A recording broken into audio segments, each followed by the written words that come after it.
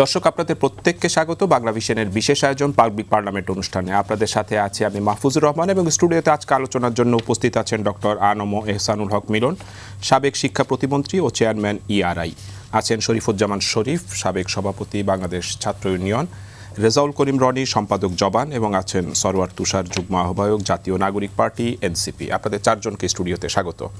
মিলন ভাই, আপনাকে দিয়ে আলোচনাটা শুরু করতে চাই। আপনি জানেন যে আজকে দিনভর ডাকসু ভোট হলো বিকাল 4টা পর্যন্ত। এখানে নানান অভিযোগ আসলে প্রার্থীরা করেছেন, প্রশাসনের বিরুদ্ধে, একে অপরের বিরুদ্ধে করেছেন, কিন্তু এই চিত্রটা আসলে ভোটের পরে পাল্টে যায়। ভোটের পরে ছাত্রদল এটাকে কারচুপির নির্বাচন বলছে, তারা সেখানে মিছিল করেছে। তো সব মিলিয়ে আমরা যে প্রত্যাশিত ডাকসু নির্বাচনটা চেয়েছিলাম সেটাকে আসলে পেলাম? এই যাবৎ ভাবছি যে যতটা আশা করেছিলাম ততটা না হলেও তৃপ্তির ঢেকুর দেওয়া যাবে, কারণ নির্বাচন তো মোটেই ছিল না ডাকসুতে। তো বহুদিন পরে ছাত্র জনতার বিপ্লবের মধ্য দিয়ে কেউ শহীদ হয়েছেন, কেউ গাজী হয়েছেন, তারপর আমরা এই নির্বাচনটি পেয়েছি। এই নির্বাচনটি তো আগের মতো রাতের নির্বাচন না, এটা দিনের নির্বাচন। তো রেজাল্ট নিয়ে অনেক কথা আসতে পারে, কিন্তু সারাদিন ব্যাপী আমরা যেটা টেলিভিশনের সুবাদে দেখতে পেয়েছি, যেখানে কিছু কিছু ঘটনা ঘটেছে সেটার সাথে সাথে প্রতিকার হয়েছে বলে আমরা দেখেছি। গ্রস কোনো কিছু উইথ এভিডেন্স আমরা এখনও দেখিনি। হাওয়ার প্রত্যক্ষদর্শীরা ওখানে যারা ছিল তাদের স্টেটমেন্ট আমরা এখনও পাইনি। বিকেল পর্যন্ত আমি দেখেছি মোটামুটি ভালোই, তারপরে খবর আর বলতে পারবো না। আশা করছি বাকি সময়টুকু ভালো হয়েছে। কিন্তু নির্বাচনের পরে ঢাকা বিশ্ববিদ্যালয়ের প্রবেশ মতগুলোতে উৎসুক জনতার ভিড় বেড়েছে, সেটা একটা কনসার্নের বিষয়। আমি এই জায়গাটায় যদি একটু সরল তুষার আপনার কাছে জানতে চাই যে নির্বাচন পরবর্তী যে পরিস্থিতিটা আসলে তৈরি হলো, এটাও কি আসলে কাম্য ছিল কিনা? আপনাকে ধন্যবাদ।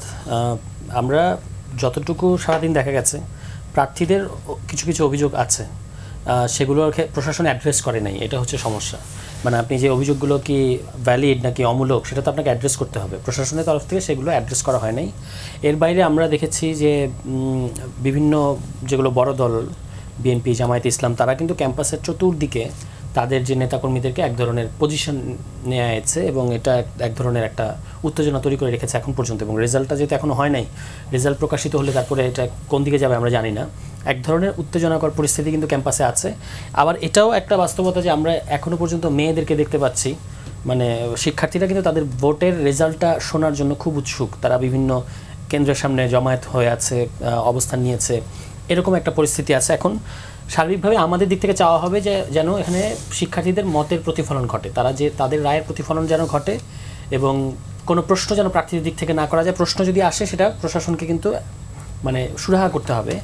আর একটা হলো এইটাকে কেন্দ্র করে ক্যাম্পাসকে অস্থিতিশীল করা যাবে না, কারণ মোটা দাগে অনেক দিন পরে নির্বাচনটা হলো এবং ডাকসুর একটা ঐতিহাসিক নির্বাচন। ভোটার টার্ন আউটও আমরা যতটুকু দেখেছি এটা সম্ভবত ডাকসুর ইতিহাসে অন্যতম উল্লেখযোগ্য একটা ভোটার টার্ন আউট হয়েছে। ফলে স্থিতিশীল রাখা ক্যাম্পাসকে, কোনো ধরনের সহিংস পরিস্থিতি যেন না হয়, এটা নিশ্চিত করা আসলে প্রশাসনের দায়িত্ব। সেটা প্রশাসন করতে পারবে কিনা সেটা একটু সময় লাগবে। আপনি বলছিলেন যে মতের প্রতিফলন যেন হয়, সেটা আসলে সবার প্রত্যাশা। না হওয়ার কি কোনো কারণ রয়েছে মতের প্রতিফলনটা? ইতিমধ্যেই তো বিভিন্ন প্রার্থীরা, বিভিন্ন প্যানেলের প্রার্থীরা, স্বতন্ত্র প্রার্থীরা, একজন প্রার্থী দেখলাম যদিও অত আলোচিত প্রার্থী নন কিন্তু ভিপি প্রার্থী, একজন নারী, তিনি কিন্তু নিজেকে উইথড্র করেছেন এই কারচুপির অভিযোগ তুলে। এর বাইরে যেগুলো হেভিওয়েট মানে প্যানেল আছে ভিপি জিএসের, তাদের দিক থেকে বিশেষত বাকসাস, গণতান্ত্রিক ছাত্র সংসদ, ছাত্রদল, এরা কিন্তু অভিযোগ করছে, কিংবা ওই যে বামপন্থীদের যে ছাত্র মানে প্যানেল আছে তারা কিন্তু বিভিন্ন ধরনের অভিযোগ করে আসছে সেই দুপুর 12টা থেকে আমরা দেখতে পাচ্ছি। এবং আবার ছাত্রদলের দিক থেকেও কিছু কিছু নিয়ম নীতি লঙ্ঘনের ঘটনা ঘটেছে, তারা ভাইস চ্যান্সেলরের সাথে দুর্ব্যবহার করেছেন, এই জিনিসগুলো কিন্তু ঘটেছে। এগুলো অনাকাঙ্ক্ষিত, তবে এত বড় একটা নির্বাচনে অনেক কিছুই ঘটে।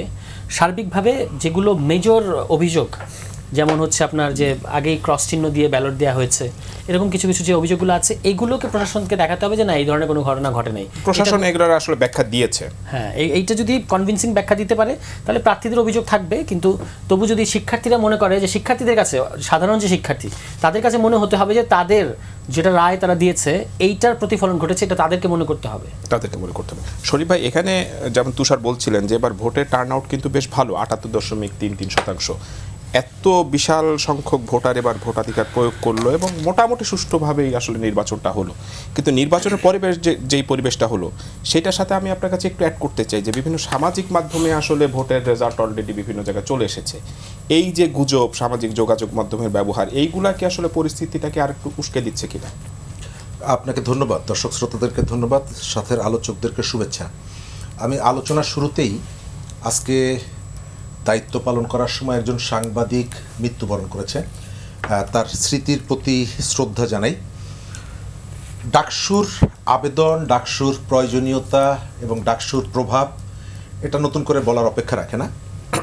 সারা দেশের মানুষ অধীর আগ্রহে তাকিয়ে আছে ডাকসুর দিকে। যারা প্রার্থী হয়েছেন, যারা ভোট দিচ্ছেন, এদের প্রায় সবাই জীবনেই প্রথম ভোট দিতে এলেন এবং আমাদের মোটামুটি পূর্বের যে ধারণাগুলো ছিল সেই ধারণাগুলো ম্যাক্সিমাম ক্ষেত্রেই তারা ভুল প্রমাণ করে ভোটারদের যে ঢল নেমেছিল, এটা ইতিবাচক একটা দিক।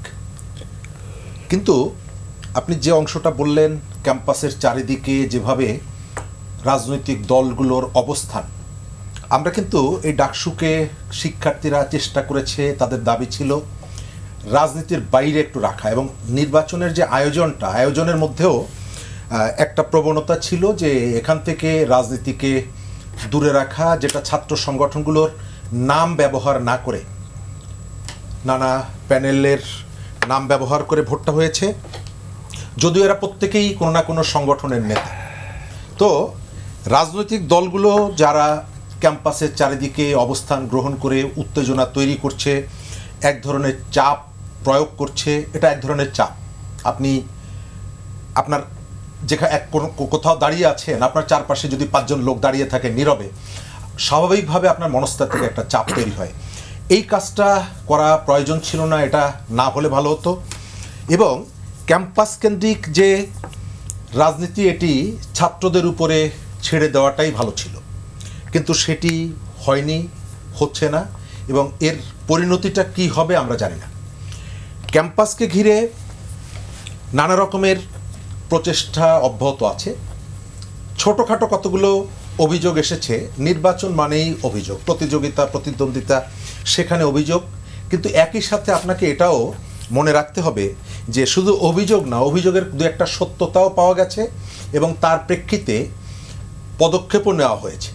তো এটিকে আপনি একদিক থেকে বলতে পারেন যে অ্যাকশন তো নেওয়া হয়েছে, আবার যারা অভিযোগ তুলছেন তারাও বলতে পারেন যে ঘটনার সত্যতা, এই যে দেখেন একটা ঘটনা আপনাদেরকে দেখালাম, আরও পেছনে আরও 10টা ঘটনা ঘটেছে।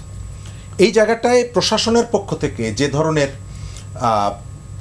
সতর্কতা অবলম্বন করা দরকার ছিল, কোনো কোনো জায়গায় আমার কাছে মনে হয়েছে, বিশেষ করে এই যে গণমাধ্যম, প্রায় 1700 গণমাধ্যম কর্মীকে এখানে কাজ করার সুযোগ দেওয়া হয়েছে, এগুলো কোনো কোনো ক্ষেত্রে একেবারে অতিমাত্রার বাড়াবাড়ি আমার কাছে মনে হয়েছে।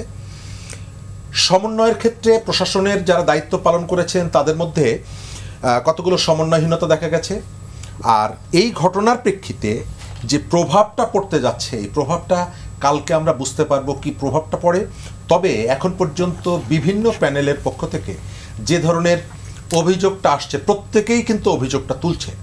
তো এটা একটা কৌশলও হতে পারে যে যেহেতু বিভিন্ন 4টা প্যানেলের মধ্যে 3টা প্যানেল থেকে অভিযোগ তোলা হচ্ছে, সুতরাং আমি একটা কাউন্টার আর একটা অভিযোগ তুলে তাদের বিরুদ্ধে কাছাকাছি গিয়ে দাঁড়ালাম। আমরা দীর্ঘদিন পরে ডাকসু সচল হোক, ডাকসু শিক্ষার্থীদের প্রতিনিধিত্ব করুক, এটি চাই। একই সঙ্গে আমাদের এখানে গণতান্ত্রিক রূপান্তরের ক্ষেত্রে ডাকসুর এই নির্বাচনের ভেতর থেকে আমরা সেই পথে পা বাড়াই। তার জন্য সমস্ত ছাত্র সংগঠনগুলো, তাদের সহযোগিতা দরকার এবং বিশ্ববিদ্যালয় প্রশাসনের অবশ্যই নিরপেক্ষতা দরকার। রনি, আপনার কাছে আমি জানতে চাই যে প্রত্যাশিত ডাকসু নির্বাচন কি আসলে আমরা পেলাম কিনা। আর একটা বিষয় আপনার একটু দৃষ্টি আকর্ষণ করি যে সন্ধ্যার পরে দেখছিলেন যে ঢাকা বিশ্ববিদ্যালয় ভিসি একটা বৈঠক করছিলেন, সেখানে ছাত্র দলের নেতারা গিয়েছিলেন এবং ছাত্র দলের সভাপতি রাকিবুল ইসলাম রাকিব উপাচার্যকে বলেছেন যে আজকের পর থেকে আপনাকে জামাতি প্রশাসন হিসেবে আমরা আখ্যা দিলাম। এবং সেখানে ঢাকা বিশ্ববিদ্যালয় ছাত্র দলের সভাপতির যে বক্তব্য এবং বডি ল্যাঙ্গুয়েজ আপনি হয়তো দেখেছেন সামাজিক যোগাযোগ মাধ্যমে, এইটা কি আসলে কাঙ্ক্ষিত ছিল? জি ধন্যবাদ। যে যেখান থেকে আমাদের দেখছেন শুনছেন সবাইকে আমার সালাম এবং কৃতজ্ঞতা। প্রথম কথা হলো ডাকসু ইলেকশন নিয়ে যে ধরনের হাইপ, এইটা অতিরিক্ত। এই হাইপটা ওঠার আবার কারণও আছে, যেহেতু দীর্ঘদিন ইলেকশন হয় না। আজকে যারা ভোট দিলেন এরা হয়তো জীবনে প্রথমবারের ভোট দিলেন, এটা কিন্তু তারপরেও ওভারঅল এইটা এই আলোচনাটা এখানে চলে আসছে খানিকটা, যে একটা বিশ্ববিদ্যালয়ের কাজ, যেমন আমাদের ঢাকা বিশ্ববিদ্যালয়কে কি মনে করা হয়, আন্দোলনের সূতিকাগার, ইতিহাস নির্মাণ, এগুলি কি বিশ্ববিদ্যালয়ের কাজ? জ্ঞান নির্মাণ করার কাজ, জ্ঞান চর্চা করার কাজ। হার্ভার্ডের লোকজন আন্দোলন করে না, তারপরে অক্সফোর্ডের লোকজন আন্দোলন করে না, কিন্তু সেই বিশ্ববিদ্যালয় পরিচয় কী হয় আন্দোলনকারী বিশ্ববিদ্যালয় হিসাবে?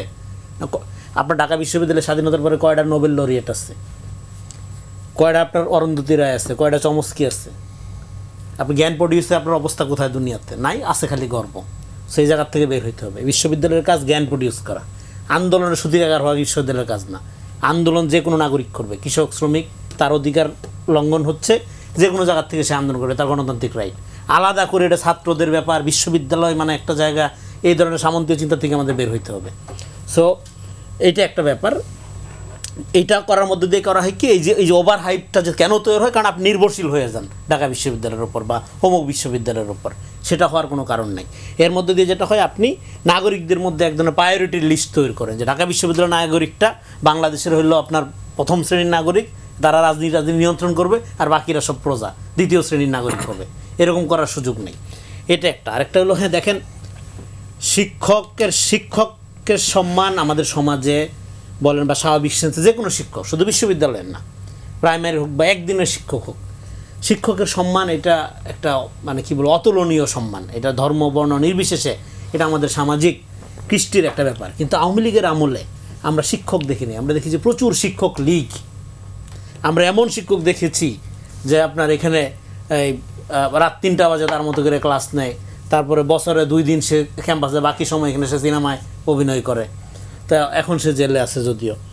তো তারপরে আপনার নানা রকম শিক্ষক আমরা দেখছি। ফলে শিক্ষকের সম্মান এটা সবার আগে, এই বিষয়ে কোনো ছাড় নাই বা দ্বিমতের কোনো সুযোগ নেই। কিন্তু তারপরে সাথে তাহলে শিক্ষক হইতে হবে। এটা শিক্ষক লীগ হয়ে গেলে হবে না, জামাতপন্থী শিক্ষক হয়ে গেলে হবে না, বিএনপিপন্থী শিক্ষক হয়ে গেলে হবে না। তাহলে বিশ্ববিদ্যালয়ের মতো একটা স্বায়ত্তশাসিত প্রতিষ্ঠান, যে প্রতিষ্ঠানে শিক্ষকের মর্যাদা নিয়ে প্রশ্ন উঠবে কেন, প্রশ্ন তুলতে হবে কেন? তাহলে এটাও পুরানা 15 বছরের যে প্র্যাকটিস। প্রথম কথা, শিক্ষককে আমাদের শিক্ষকের জায়গায় রাখতে হবে। শিক্ষককে দলীয় শিক্ষক হলে হবে না। শিক্ষকের একটা আলাদা দল পছন্দ থাকতেই পারে, কিন্তু যখন তিনি দায়িত্বে, তখন তিনি কোনো দলের আর না, তখন তিনি দায়িত্বের লোক। সমস্ত দলের তাকে ট্রাস্ট করতে পারে। এরকম শিক্ষক আমরা দেখছি। এমাজউদ্দিন সাহেব ছিলেন, হ্যাঁ, আমি তার কাছ থেকে অনেক গল্প শুনছি এরকম। তার বিরুদ্ধ মতের লোকজনের জন্য একটা আশ্রয় ছিলেন তিনি। তো ফলে এখন আর হলো বেয়াদবের কোনো ধর্ম নেই, মৌলানা ভাসানী বলেছেন। এখন আপনি বেয়াদবি, তাই বলে আপনি বেয়াদবির লাইসেন্স পেয়ে যান না। কিন্তু কথা হলো, তাহলে আমাদের দুইটা দিক থেকে সংকট। এখন আপনি যদি এই ন্যারেশনটা তৈরি করেন যে বেয়াদব, তাহলে এবার আবার কুয়েটের ভিসিকে আপনি পিটাবেন, তখন বেয়াদবি হবে না, এখানে হবে, এটা না। এই সিলেক্টিভ হিউম্যানিজম করা যাবে না। এটা ইন জেনারেল শিক্ষককে প্রথমে শিক্ষকের জায়গায় নিয়ে যেতে হবে। তাকে শিক্ষক লীগ, বিএনপি শিক্ষক বা জামাতে শিক্ষক হওয়া যাবে না। তারপরে আপনি বিএনপি কর্মী হন, জামাত কর্মী হন, এনসিপি হন, যাই হোক, আপনি যদি কোনো বেয়াদবি করেন বা আপনি যদি শিক্ষকের সাথে অন্যায় আচরণ করেন সম্মিলিতভাবে, এখন এটা ছাত্রদলের একটা লুক করছে, এবার জামাত বা অন্য যারা বিরোধী আছে সবাই ছাত্রদল মানেই একটা শিক্ষকের উপর বেয়াদবি করা লোক, এইভাবে ট্যাগিং করা যাবে না। সম্মিলিতভাবে তখন আমরা প্রতিরোধ করব। এই যে সিলেক্ট, আমি কেন এই কথাটা বলছি, এটা গুরুত্বপূর্ণ। আওয়ামী লীগের মডেল থেকে আমাদের বাইরে হতে হবে। আওয়ামী লীগ প্রথমে করে কি, প্রথমে দেখবেন যে একটা লোক সাধারণভাবে আসে, ভদ্র, সাংবাদিক, শিক্ষক, বুদ্ধিজীবী পরিষদে আইসা পরে আওয়ামী লীগের রাজনীতি এন্ডোর্স করে। আপনি যদি বলেন যে তুমি তো আওয়ামী লীগ, এটা তো করা যাবে না, নিষিদ্ধ, তখন বলে না আমি তো শিক্ষক, আমি তো সাংবাদিক, শিক্ষক, বুদ্ধিজীবী পরিষদগুলো একটা ঢাল হিসাবে ব্যবহার করে। তো বেসিক্যালি সে পারপাস সার্ভ করে দলের। এই জায়গার থেকে আমাদের বাইরে হইতে হবে। আপনি দল করতে পারেন, সেটা আপনি যখন দায়িত্বে থাকবেন তখন করবেন না। আপনি পার্সোনালি যে কোনো মানুষের যে কোনো দল করার রাইট আছে, এটা করুক, এটা প্রকাশ্যে করুক। এই শিক্ষককে যদি জামাতের হয়, আমি তো কোনো সমস্যা দেখি না। এই ভিসি যদি জামাতের হয়, সমস্যা কি? কোনো সমস্যা নেই। এটা নিয়ে লুকোচুরির কী আছে? জামাতের ভিসি হইতে পারবে না? জামাত কি নিষিদ্ধ সংগঠন নাকি এখন বাংলাদেশে? জামাতের ভিসিও, কিন্তু সে জামাতের দায়িত্ব পালন করতে পারবে না। সে পালন করবে রাষ্ট্রীয় দায়িত্ব, তার উপর অর্পিত দায়িত্ব। সেই দায়িত্ব পালনের ক্ষেত্রে সে যদি ব্যর্থ হয়, তখন তার প্রতি অভিযোগ করা যাবে, কিন্তু সেটা বেয়াদবি না। আবার সে যদি সেখানে ওই শিক্ষক, তার যে পরিচয়টা, সেই পরিচয়ের জায়গায় সে যদি দলীয় পরিচয় ব্যবহার করে বা দলীয় স্বার্থ সংরক্ষণের জন্য কাজ করে, তখন শুধু তো বেয়াদবি না, তাকে তো শাস্তিযোগ্য অপরাধ, তার তো পদত্যাগ করা উচিত, তার বিরুদ্ধে ইনকোয়ারি করা উচিত। এটা অপরাধের পর্যায়ে পড়ে, তার শপথ ভঙ্গের অপরাধের পর্যায়ে পড়ে। ফলে দেখেন মূল সমস্যাটা কোথায়? মূল সমস্যা হলো আমাদের ট্রাস্ট নাই। এখন ট্রাস্ট থাকে না কোথায়, কিভাবে থাকে না, কেন থাকে না? ট্রাস্ট থাকে না যখন আপনার ট্রান্সপারেন্সি থাকে না। এখন ট্রান্সপারেন্সি আপনার মুখের কথায় অর্জন হবে না, আপনার কাজে অর্জন হবে। সেই কাজে আপনার এক ভিপি প্রার্থী ভোট গণনার সময় হাজির, আরেকজন বাইরে দাঁড়ায় চিল্লাইতেছে, এই বৈষম্য যদি দেখে সে তো বলবেই। তাহলে আপনার এই জন্য তকভেল বিখ্যাত আপনার যে ডেমোক্রেসি ইন আমেরিকা লিখছে, যে উনি যখন দেখতেছিল, আমেরিকায় গেছিল যখন বিশাল গৃহযুদ্ধ টুদ্ধের পর আমেরিকা যখন সেটেল ডাউন হয়েছে, যে আচ্ছা ডেমোক্রেসি ফাংশন করে কীভাবে যায় দেখি। উনি বলতে শুধু রাইটস থাকলে ডেমোক্রেসি হয় না, আপনার কথা বলার স্বাধীনতা আছে, এগুলো ডেমোক্রেসি হবে না। লাগবে হলো ইকুয়ালিটি অফ রাইটস, অবস্থার সাম্য লাগবে। আপনাকে ঘরের ভিতরে জায়গা দিলে আমাকে ঘরের ভিতরে জায়গা দিতে হবে, আপনিও বাইরে থাকলে আমিও বাইরে থাকবো। ফলে আপনি যখন এই ইকুয়াল রাইটস দিতে পারবেন না, আপনি ডেমোক্রেসি চর্চা করতে পারবেন না, তখন ট্রাস্ট তৈরি হবে না, তখন ওই সিলেক্টিভিজম তৈরি হবে, যাচ্ছে ওনাকে মনে হয় ফেভার করতেছে, আমাকে তো ফেভার করতেছে না, ফলে আমি বঞ্চিত ফিল করবো, আমি অভিযোগ 10টার জায়গায় তখন 20টা করবো। ফলে এই জন্য আগে ট্রাস্ট আমাদের বিল্ড আপ করতে হবে। এই যে আলোচনা এখানে আসলো, কেন জামাতের, কেন ছাত্রদলের বা বিএনপির এখানে আশেপাশে লোক জমায়েত করতে হবে? লোক জমায়েতের কোনো ঘটনা তো ঘটেনি। এটা মাত্র 40,000 ভোট, এমন ইউনিয়নে আছে লাখের উপর ভোট আছে। তো সেই ইউনিয়নের লোক শিক্ষিত না, বিশ্ববিদ্যালয়ে পড়ে নাই, এই জন্য কি তাদের ভোটের দাম কম? বা নাগরিক হিসেবে তারা দ্বিতীয় শ্রেণীর হবে? কেন জড়ো করতে হবে সেটা নিয়ে কেন জড়ো করতে হবে? কারণ একটু পরে আসবো, আমি একটু পরে আসবো। মিলন ভাই, আপনার কাছে একটু জানতে চাই যে ডাকসু ইলেকশন আসলে জয় পরাজয় যেটাই হোক, এইটা কি আসলে মাদার অর্গানাইজেশন যদি এখানে ছাত্র দল হেরে যায়, বিএনপির কি খুব বেশি ক্ষতি, বা ছাত্র শিবির যদি হেরে যায়, জামাতের কি খুব বেশি ক্ষতি হয়? সেই অর্থে আমি তো দেখি না যে এই নির্বাচন বিএনপির আগামী দিনের রাজনীতির জন্য কিছু হবে। দেখুন, ঢাকা বিশ্ববিদ্যালয়ে যে অবস্থাটা ছিল, ছাত্রদলকে মোটেই কিন্তু ঢাকা বিশ্ববিদ্যালয়ে কোনো হলে অবস্থান করতে দেওয়া হয়নি। জিরো টলারেন্স ছিল আওয়ামী লীগের। অপরদিকে শিবিরের সমর্থকরা তারা বিভিন্নভাবে হলগুলিতে ছিল এবং তাদের সাথে মিলেমিশে ছিল, এবং সেটা আমরা বিভিন্ন সময়ে বিভিন্ন বিজয়ের কে কতটুকু করেছে, কিভাবে ছিল, এগুলো আমরা দেখেছি। আমরা ইন ডিটেলস ডিসকাশনে যেতে রাজি না। তো সেই ক্ষেত্রে তাদের ওখানে তাদের একটা ভিত ছিল, সেই ভিত নিয়ে কাজ করেছে। বিএনপি বাংলাদেশের বৃহত্তর সংগঠন, যদি আমাদেরকে আইডেন্টিফাইড না করা হতো আর আমরা যদি এইভাবে ছল চাতুরামি করে বিশ্ববিদ্যালয়গুলোতে থাকতাম, তাহলে আমাদের অবস্থা অবশ্যই ভালো থাকতো। দেখুন, আমরা যখন শহীদ রাষ্ট্রপতি জিয়াউর রহমানের সময় ছাত্রদল শুরু করেছি, একদম শুরুতে প্রথমে, তখন আমি 79-80-তে মান্না আক্তার ভিপিজিএস হয়েছিল। আমি ছাত্রদল থেকে, আমি জাসদ থেকে তখন অ্যাথলেট সেক্রেটারি হয়েছিলাম ফজলুল ছাত্র সংসদে। পরবর্তীতে আমি ভিপি হয়েছিলাম ছাত্রদলে যোগদান করে, এবং 1980-তেই প্রথমবার ভিপি হলাম। সেই সময় আমার গ্র্যাজুয়েশন হয়নি, এবং আমার নমিনেশন পেপার টিএসসি থেকে বাতিল করে দেওয়া হয়েছিল যে আমার গ্র্যাজুয়েশন হয়নি।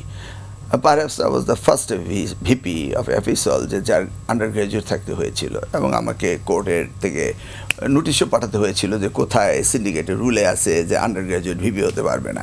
কারণ তখন ট্রেডিশনই ছিল পাস করে 5-7 বছর গড়াবে, তারপর তারা এসে ভিপি হবে। তো সেই সময় হলাম, দ্বিতীয়বারও হলাম আমি 2বার ভিপি হলাম। দ্বিতীয়বার আবার আক্তার ভাই, বাবলু ভাই হলেন ডাকসুর ভিপিজিএস। তো সেই সময় তো বিএনপি মানে শহীদ রাষ্ট্রপতি জিয়াউর রহমান ক্ষমতা ছিল, আমরা তো হলগুলো দখল করিনি, আমরা তো রাজনীতি শুরু করেছি, এতে কিছু আসে যায় না। পরবর্তীতে আমরা দেখেছি এই নূর আওয়ামী লীগের সময় ভিপি হয়েছে, বা আমানুল্লাহ আমান, খায়রুল কবির খোকন আওয়ামী লীগের সময় ভিপি হয়েছে। ওই সময় কি আওয়ামী লীগ ছিল? 90-তে তো এরশাদের সময়, সেই সময় তো এরশাদের যে ছাত্র সংগঠন তারা তো হতে পারেনি, আমাদের আমান খোকন তারা হয়েছে, বা আওয়ামী লীগের সময় নূর হয়েছে।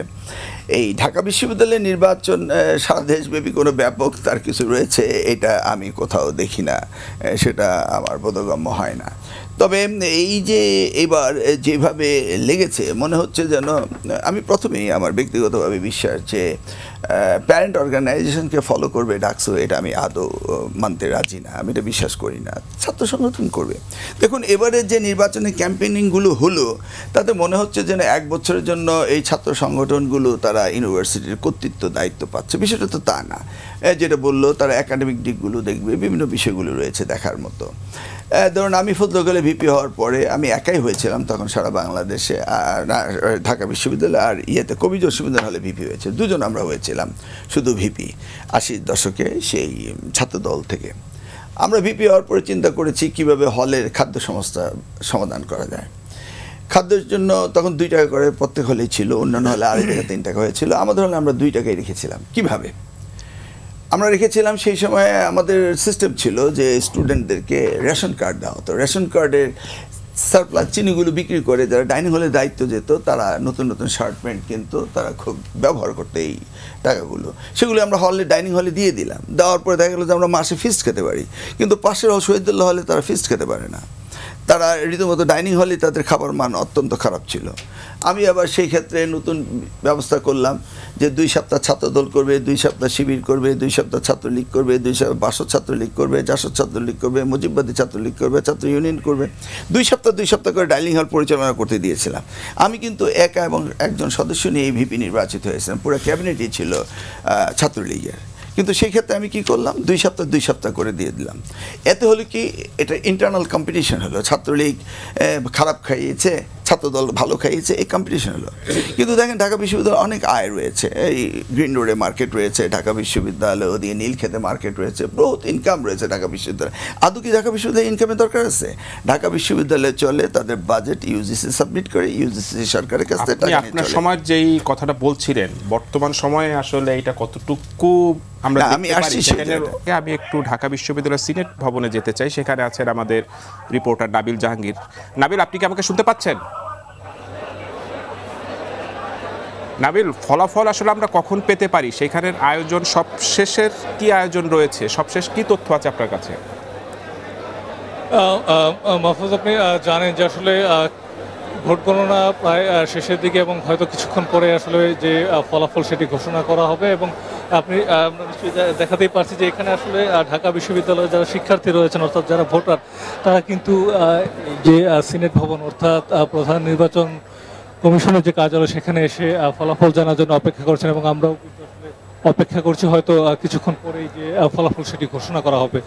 আমরা ক্যাম্পাসে যেটা আমরা দেখছি যে আসলে ক্যাম্পাসে কিন্তু এখন ক্যাম্পাস অনেকটা শান্ত রয়েছে এবং ক্যাম্পাসে কিন্তু তেমন কোনো বিশৃঙ্খলা কিংবা আইন শৃঙ্খলার যে অবনতি সেরকম কোনো পরিস্থিতি কিন্তু আমরা দেখিনি।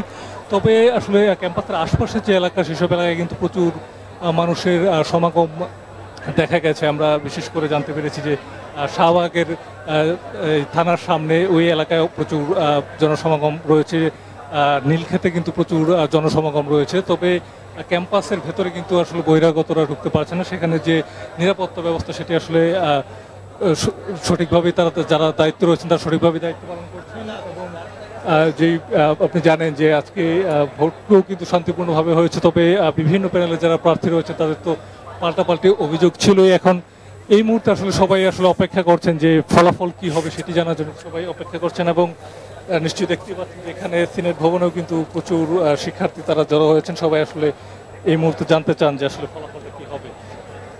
নাবিল, আরেকটা বিষয়, আপনি বলছিলেন যে জনসমাগম রয়েছে, আইন শৃঙ্খলা বাহিনীর উপস্থিতি আপনারা কেমন দেখছেন?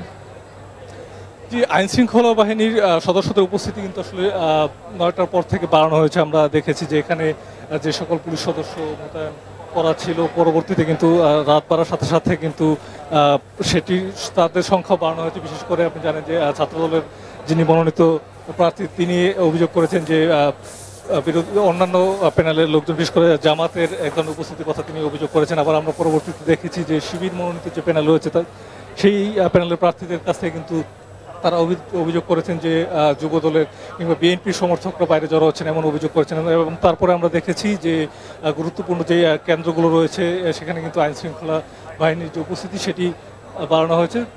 এবং এই মুহূর্তে আসলে ভেতরের যে পরিস্থিতি সেটি আসলে অনেকটাই শান্ত বলা যায়। মাহফুজ। নাবিল, আপনি থাকুন, অনুষ্ঠান চলাকালীন সময় যদি ফলাফল ঘোষণা হয় আবার আপনার সাথে আমরা যুক্ত হব। আমি একটু যেতে চাই শরীফ ভাই, আপনি শুনছিলেন যে ফলাফল ঘোষণা একটা প্রস্তুতি চলছে। তো বিরতির আগে আমরা আলোচনা করছিলাম যে এই ডাকসু নির্বাচনে আসলে গুরুত্বটা নিয়ে। এই ডাকসু নির্বাচনের ফলাফল জাতীয় রাজনীতিতে কি কোনো প্রভাব ফেলে কিনা? কারণ আমি যদি দেখি যে 2019 সালে যে ডাকসু নির্বাচিত হয়েছিল, ভিপি হয়েছিলেন নুরুল হক নূর, সেইটা কি আওয়ামী লীগের রাজনীতি বা ওই সময় রাজনীতিতে খুব বেশি প্রভাব ফেলেছিল? বা 2024-এ তুষারা যে আন্দোলন করলো, এই বৈষম্য বিরোধী ছাত্র আন্দোলন, এই সময় তো আসলে কোনো ডাকসু ছিল না। ধন্যবাদ। আমাদের এখানে একটা কথা বলা হয়ে থাকে যে ডাকসু হচ্ছে আমাদের নেতৃত্ব সৃষ্টি করার সূতিকাগার এবং এখান থেকে সাপ্লাইটা আসে। তো একটা বিশ্ববিদ্যালয়ে কেবলমাত্র এই যে নেতা সাপ্লাইয়ের জন্য তৈরি হয়নি, অথবা এটা দায়িত্ব না। আর এত নেতা দিয়ে আপনি করবেনটা কি? সুতরাং এই জায়গাটা আপনাকে ভাবতে হবে।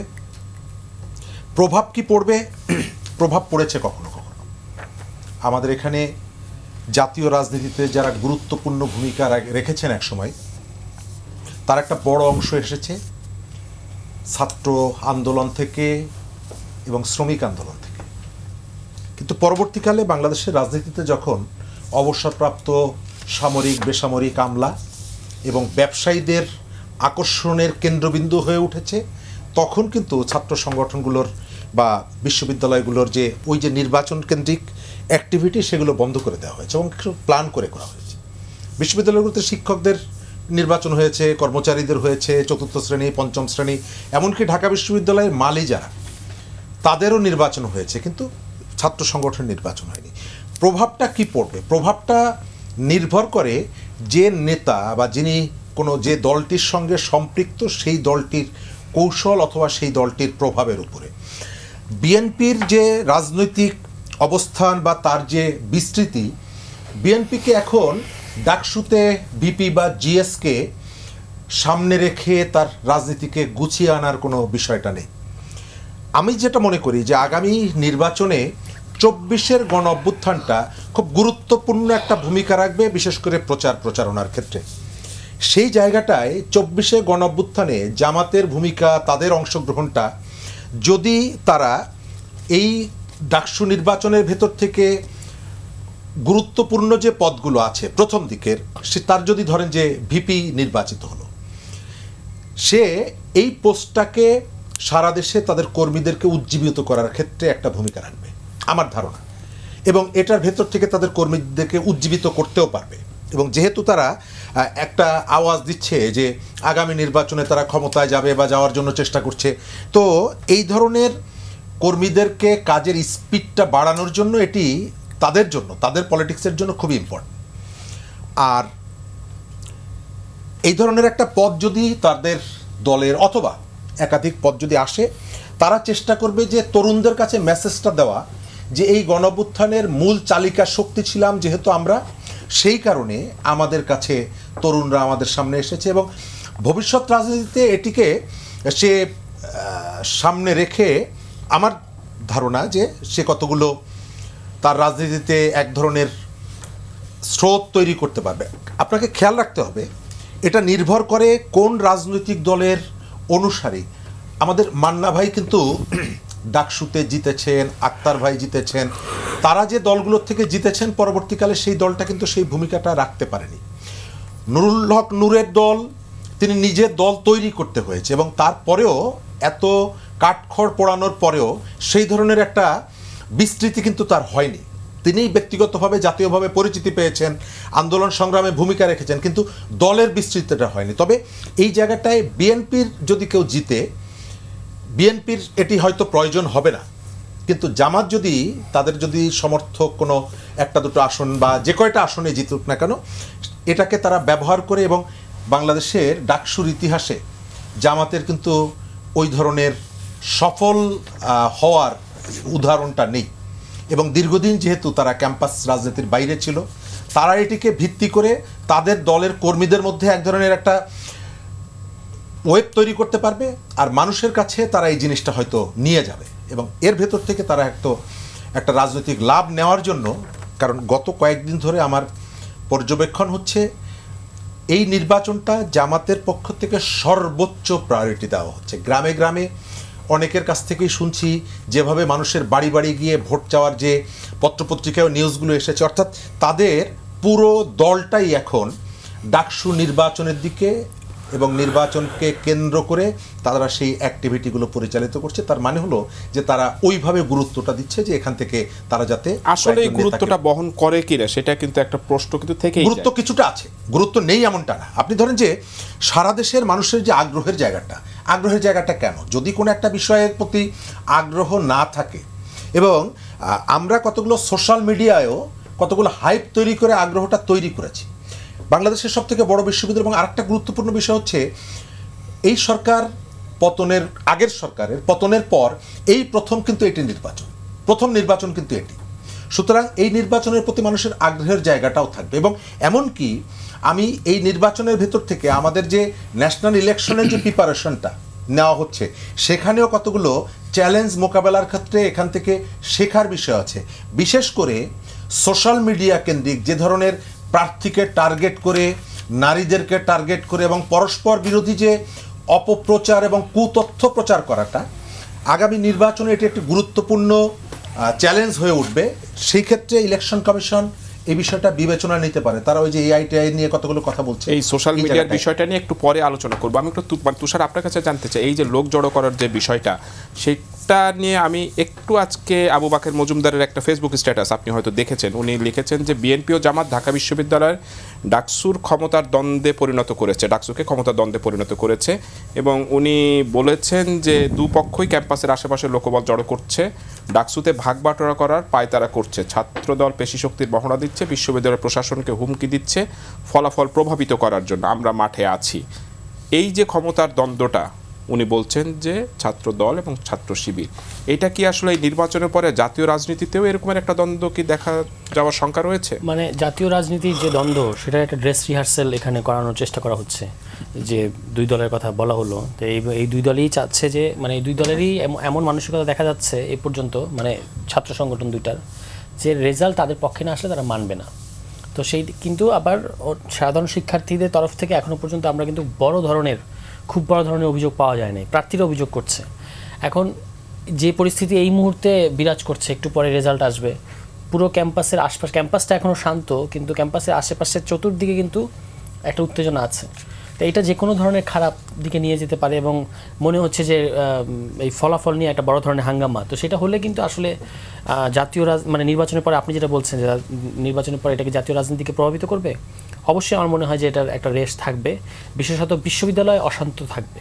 তো বিশ্ববিদ্যালয় অশান্ত থাকলে তো এটা অবশ্যই ঢাকা বিশ্ববিদ্যালয়ের মতো এলাকা যদি অশান্ত এবং উত্তাল থাকে, এটার প্রভাব তো পুরো ঢাকা। আবার সামনে বৃহস্পতিবার জাকসু নির্বাচন রয়েছে। হ্যাঁ, এই নির্বাচন বাকি যে সমস্ত পাবলিক ইউনিভার্সিটি নির্বাচন আছে সেখানেও এটার একটা প্রভাব পড়বে, খারাপ প্রভাব পড়বে, নেতিবাচক প্রভাব পড়বে। ফলে এই সমস্ত দিক বিবেচনা করেই এই ছাত্র সংগঠনগুলোকে দেশের স্বার্থটা বা ছাত্রদের স্বার্থটা বোঝা উচিত। আর প্রশাসনকে এটা দেখাইতে হবে যে আমার এই রেজাল্টটা, যে রেজাল্টটা তারা পাবলিশ করবে, এটা আসলে শতভাগ ফেয়ার। এখানে কোনো যে অভিযোগগুলো আসতেছে কারচুপি কিংবা ইঞ্জিনিয়ারিং, এগুলো যে ঠিক না, এটা কিন্তু তাদের একটা চাপ আছে যে তাদেরকে এটা জাস্টিফাই করতে হবে।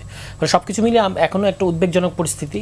কিন্তু আমি মনে করি যে যদি সকল ছাত্র সংগঠন যদি সেন্সিবল আচরণ করে, রেসপন্সিবল আচরণ করে, তাহলে বড় ধরনের সংঘাত থেকে আমরা হয়তো নিস্তার পাবো। আদারওয়াইজ বড় ধরনের সংঘাতের সম্ভাবনা আছে। বিশেষত ঢাকা বিশ্ববিদ্যালয়ের আপনার ছাত্র সংসদকে কেন্দ্র করে আপনি বহিরাগত বা বাইরের যাদের যুবদল কিংবা জামায়াত ইসলামীর, আমরা বিকালে দেখেছি যে নীলক্ষেতের দুই পাশে এক পাশে জামায়াত ইসলাম, এক পাশে বিএনপি, এই ধরনের মুখোমুখি অবস্থান হচ্ছে, এটা তো আসলে আমাদেরকে এটা রেসটা অনেক দূর পর্যন্ত থাকবে, মানে অনেক দিন পর্যন্ত থেকে যাবে এবং স্থানীয় পর্যায়েও এটা ছড়িয়ে যাওয়ার সম্ভাবনা আছে। কিন্তু ফ্যাসিস্ট পতনের পর তো সবাই বলছিল যে ঐক্যবদ্ধ মানে থেকেই মানে যে যার পলিটিক্সটা করুক, এই জায়গাটা থেকে আসলে সরে যাচ্ছি কেন?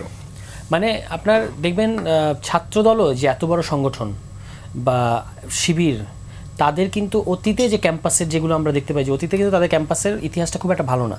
কিন্তু গণ অভ্যুত্থান হচ্ছে সেই জিনিস যে এখনো পর্যন্ত এই 1 বছরে ক্যাম্পাসে কি বড় ধরনের কোনো ঝামেলা হয়েছে? হয় নাই। ছাত্র সংগঠনগুলোকে আমরা সকল ছাত্র সংগঠন ক্যাম্পাসে সহাবস্থান করছে, এটা কিন্তু গণ অভ্যুত্থানের চাপ।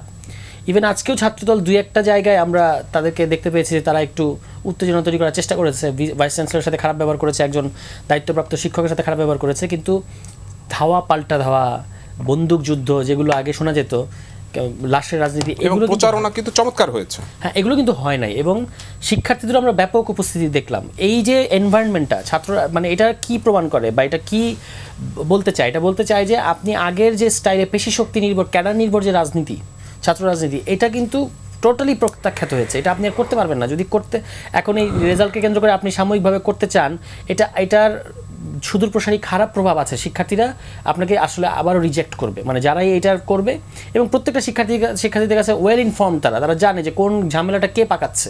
আপনি তাদেরকে কোনো ব্লাফ দিতে পারবেন না।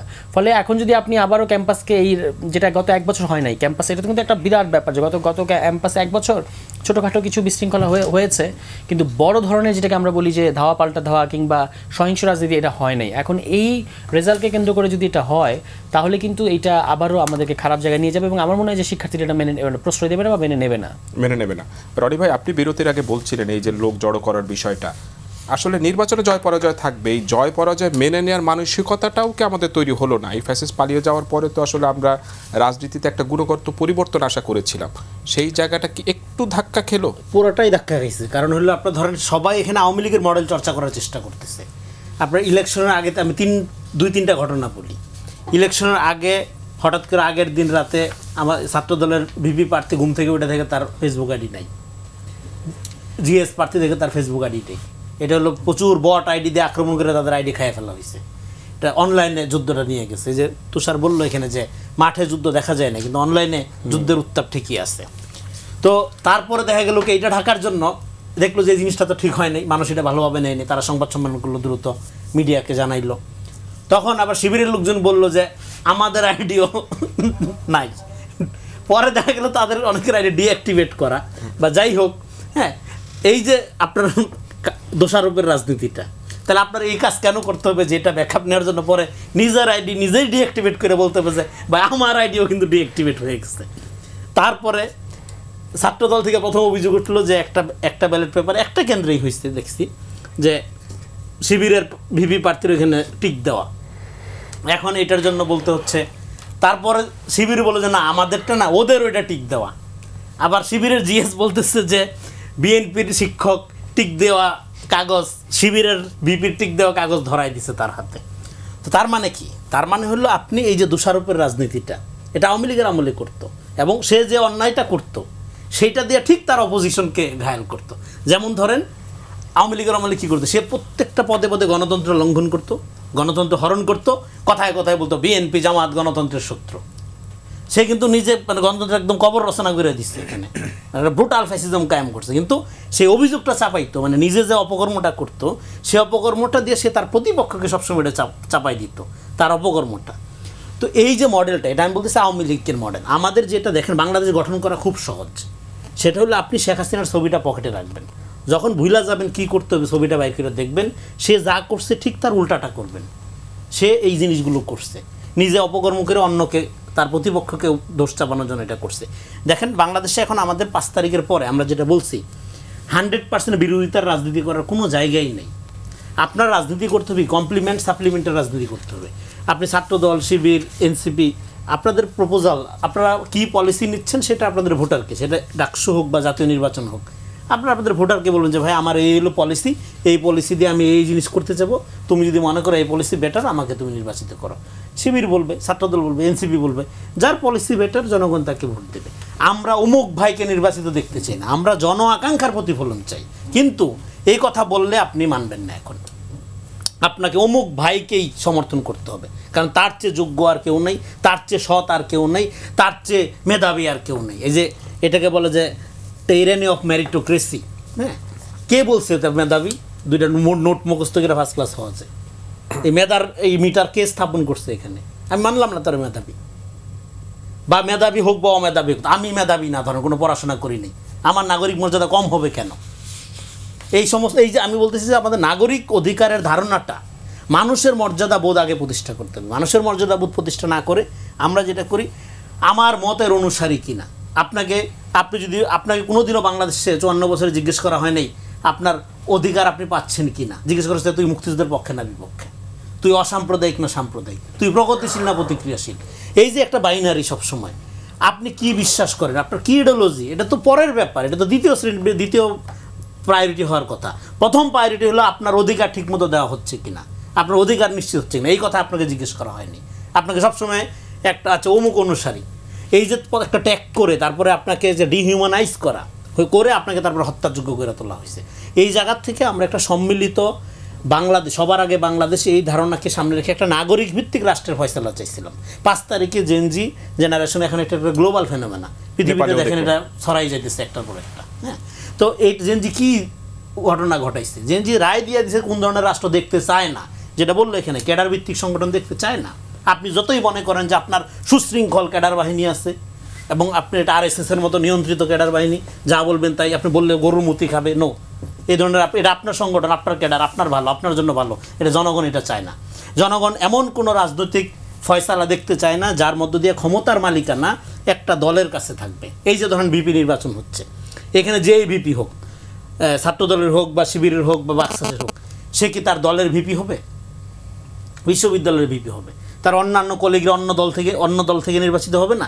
দেখা যায় এজিএস আসতেছে এক দল থেকে, জিএস আসতেছে আরেক দল থেকে, হলের একজন কমিটি আসতেছে আরেকজন, সম্মিলিতভাবে তার কলিগ হিসেবে কাজ করতে হবে না? তো এখানে আপনি যে সমাজকে ভাগ করে ফেলেন মতাদর্শের সাপেক্ষে, ভাগ করে একটা আরেকটা মুখোমুখি দাঁড় করাই দেন এবং মুখোমুখি দাঁড় করানোর জন্য ক্রমাগত মিথ্যা উৎপাদন করেন, এটা বন্ধ করতে হবে। এটা বন্ধ করলেই আপনি যেটা দেখবেন, দেখেন আমরা জনগণের রায়কে মেনে নিতে হবে। জনরায়কে মেনোভারিং করার চেষ্টার মধ্য দিয়ে in the name of democracy fascism তৈরি হয়। আপনি মনে করেন না জনগণ তো বোকা, বুঝে না, আমি যেহেতু সবচেয়ে সেরা তাহলে জনগণের মতামতটা একটু মেনোভারিং করে আমি সেরাটা বিজয়ী করবো, আমি ভালো। নো, ভালোটা জনগণ আপনার চেয়ে ভালো বুঝে। জনগণ যদি আপনার চেয়ে স্টুপিড, ধরেন আপনার দলের ক্যান্ডিডেটটা সবচেয়ে মেধাবী, সবচেয়ে সেরা, কিন্তু তাকে বর্জন করে যদি একটা স্টুপিডকে নির্বাচিত করে আপনি সম্মানিত করবেন, তাকে আপনি সেলিব্রেট করবেন, এটা ডেমোক্রেসি। এটা ডেমোক্রেসি। এই প্র্যাকটিসটা কি আসলে মিলন ভাই আমরা করতে পারছি? রনি ভাই যেমন বলছিলেন যে আসলে ট্যাগিংয়ের রাজনীতি আগে ছিল, সেই ট্যাগিংয়ের রাজনীতি থেকে কি আমরা বেরোতে পারলাম? কোথায় পারলাম আমরা? এই যে ভিসিকে ট্যাগিং করা হলো, ভিসিকে অস্বীকার করতে পারবে যে তার মতাদর্শ জামাতের সাথে নেই? না, উনি বলেছেন যে উনি কোনো দলের ভিসি না, এবং না, উনি বললে তো হবে না, এগুলি তো প্রমাণিত সত্য। এই তো আমি গত মাসে 16 তারিখে একটি প্রোগ্রাম করেছি আমার ERI থেকে, সেটার মধ্যে ছিল need based education in Bangladesh, problem and prospect. সকল ভিসিরা আসলে উনি আসলেন না, উনি জামাতের একটা অনুষ্ঠানে সেখানে গেলেন। কিন্তু আমি তো 2 মাস আগে দাওয়াত দিয়েছিলাম, আমাকে যদি বলতেন যে চেঞ্জ করেন, আমি চেঞ্জও করতে পারতাম। তো এই বিষয়গুলো কি আমরা তো সমাজে চলি, আমরা তো বুঝি। তো এখন বিশ্ববিদ্যালয়ের টিচাররা পলিটিক্স করবে, সেখানে তারা প্যারেন্ট অর্গানাইজেশনকে পলিটিক্স করবে, স্টুডেন্টরা করবে প্যারেন্ট অর্গানাইজেশনকে পলিটিক্স করবে। তো ডাকসুর মূল বিষয়টা কি? ডাকসু স্টুডেন্ট ইউনিয়ন, তারা ছাত্রছাত্রীদের সুবিধা অসুবিধা দেখবে। ধরুন উন্নত বিশ্ব ইউনিভার্সিটিগুলোতে, যেমন আমি নিউ ইয়র্কটাকে পড়ে আসছি, আমেরিকাতে নিউ ইয়র্কে, তো সেখানে তো স্টুডেন্ট ইউনিয়ন আসছে, তারা কি বার্গেনিং করে? তারা বার্গেনিং করে অথরিটির সাথে, যে তাদের ডেভেলপমেন্ট, তাদের নিডসগুলোকে নিয়ে বার্গেনিং করছে। তো সেই যে আমরা করছি, ধরুন ঢাকা বিশ্ববিদ্যালয়ে চলছে সাধারণ জনগণের পয়সা, আপামর কৃষক শ্রমিক জনসাধারণের পয়সা। আমরা কি বলতে পারি যে আমি কেমিস্ট্রি ডিপার্টমেন্ট থেকে এখানে গ্র্যাজুয়েশন করেছি, আমার জন্য কত টাকা খরচ করেছে? নিশ্চয়ই বলতে পারি না। তাহলে এই যে দায়বদ্ধতাটা, সেটা তো হয়নি। আজকে যদি স্টুডেন্ট লোন সিস্টেম থাকতো, আমার টোটাল গ্র্যাজুয়েশন করতে মনে করেন 5 লক্ষ টাকা লোন নিতাম, সেটা আমাকে রিপেয়েবল হতো। যদি রিপে না করতে পারতো তাতে কোনো অসুবিধা নেই, স্টেট তো এটাকে আমার ডিভিডেন্ড ক্যারি করে নেবেই, আমার ব্যাড ডেপ্থগুলো তো স্টেট নিয়ে নেবে, অসুবিধা তো নাই। কিন্তু তো জানতে হবে। কিন্তু আপনি যদি এই ডাকসু তার অথরিটি অর্থাৎ ইউনিভার্সিটির সাথে বসে এই একটা স্টুডেন্টের ভিতরে কত টাকা খরচ হচ্ছে সেই টাকাটা সে গভর্নমেন্ট থেকে লোন নিয়ে ইউনিভার্সিটিকে দেবে, ইউনিভার্সিটি রান করবে, এবং গভর্নমেন্টের টাকা পরিশোধ না করতে পারলে আনকালেক্টেবল ব্যাড ডেপ্থের রাইট হবে, এটা তো দিতে হবে এমন কোনো কথা নেই। প্লাস সেই জায়গায় আপনি অ্যানাদার 25% বেশি নিতে পারেন আপনার খরচের জন্য, তাই না? তাতে কি হতো? ইউনিভার্সিটির লেখাপড়া পরিবেশ ফেরত আসতো। সেই বিষয়ে আমরা কথা বলছি। আসন পাওয়ার জন্য, একটা সিট পাওয়ার জন্য পলিটিক্সে জড়াতে হয়, গণরুম বা গেস্ট রুম কালচার রয়েছে, সেখানে স্টুডেন্টদের লোন, এই চিন্তাটাও আসলে এখন না, এই চিন্তাটা করলেই সেই চিন্তাতে বেরিয়ে আসতে পারবেন আপনি। আপনি এই যে আজকে কেন পলিটিক্যালি ইনভলভ হচ্ছে, আগে ছাত্রলীগ যে করতো না সেও করতে গিয়েছে বাধ্য হয়ে সিটের জন্য। আজকে যদি ধরুন ছাত্রদল জিতে আসলো, তো ছাত্রদল করতে কি বাধ্য হবে সিটের জন্য? আপনি এই জায়গাটায় আসুন। আচ্ছা, সকলকে কি রাজনীতি করতে হবে? আমরা এনফোর্স করছি সকলকে রাজনীতি করার জন্য, এটা কি উচিত হবে? তো সাধারণ ছাত্র কি থাকতে পারবে না? আচ্ছা, আজকে যদি নেক্সট গভর্নমেন্ট এসে ভেরিফাই করতে থাকে কারা কারা চাকরি পেয়েছে এবং উপজেলা লেভেলে, থানা লেভেলে তাদের ভেরিফিকেশনে লেখা ছিল যদি বিএনপির কোনো আত্মীয় থেকে থাকে তাকে চাকরি দেওয়া হবে না। সেই ভেরিফিকেশন করে আপনি তো সবগুলিকে বাদও দিতে পারেন।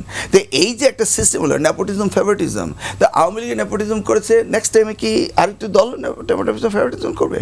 আপনি ডাকসুর ভিপি হলো বা হলের ভিপি হলো, তাদের দল যদি আপনি মনে করেন পাবলিক সার্ভিস কমিশনে দায়িত্ব পেল, তো সেখানে গিয়ে দেখে সে বিশেষ পরীক্ষা ভাই 100 পেয়ে গিয়েছে। You see now, you are enforcing the student to be involved in the politics. That's not the correct system. বেরিয়ে আসতে হবে এই সিস্টেম থেকে। এই বেরিয়ে আসার জন্য ছাত্র সংগঠনগুলোকে দায়িত্ব নিতে হবে, ডাকসুকে দায়িত্ব নিতে হবে। এই ডাকসু এসেই তার পলিটিক্যালি বায়াস হয়ে যাচ্ছে। হ্যাঁ, আমরা বলতে পারি যে 1971-এ আসম আব্দুর রব ছিল ভিপি, আব্দুল কুদ্দুস মাখন প্রয়াত তিনি ছিলেন জিএস। তারা স্বাধীনতার পতাকা উত্তোলন করেছিল, স্টুডেন্টরা করেছিল, সেই সময় আওয়ামী লীগ করেনি। দে হ্যাভ এ কন্ট্রিবিউশন, তাকে আমরা দেখছি না। বা আমরা যদি দেখি ভাষা আন্দোলন কন্ট্রিবিউশন ছিল, আমরা 62 দেখেছি, 69 দেখেছি, 71 দেখেছি কন্ট্রিবিউশন ছিল। তো এরপরে তো আমরা সেই কন্ট্রিবিউশনে নাই।